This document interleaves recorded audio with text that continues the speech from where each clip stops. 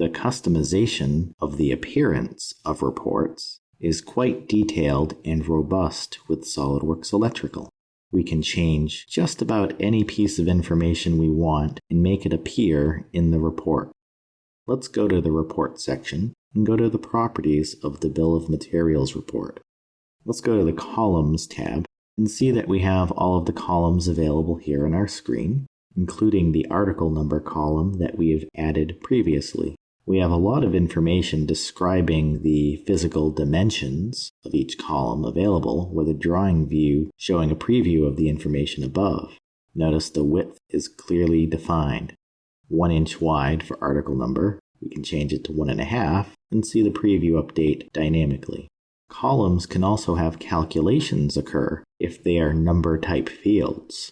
They can also be carried across multi-lines like the mark number column. We want to show Q1, Q2, Q3, and all of the marks related without having separate rows in the bill of materials. Obviously, the justification can be set, and whether we want to double rows together. So definitely play with these settings to try out how your BOM should look on your drawing. Notice the title is clearly defined here. For example, quantity is defined by a value called ELT count. That is the formula that this column is using. The function button allows you to browse the SQL database for all of the other values and variables that you might possibly use.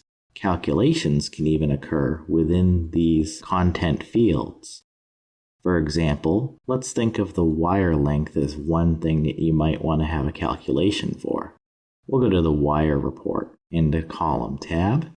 And if we look at the length value for our wire, we may want to show the length in inches, as the database provides the length value in millimeters. So we want to take a string function and take the length value for the cable, divide it by 25.4, use units of 10, and have it be a 2-place decimal. So that is the formula that you see here on the screen. So if you want to convert it into a different format rather than inches, you might use feet, so you would have the ability to go ahead and change this value as you see fit.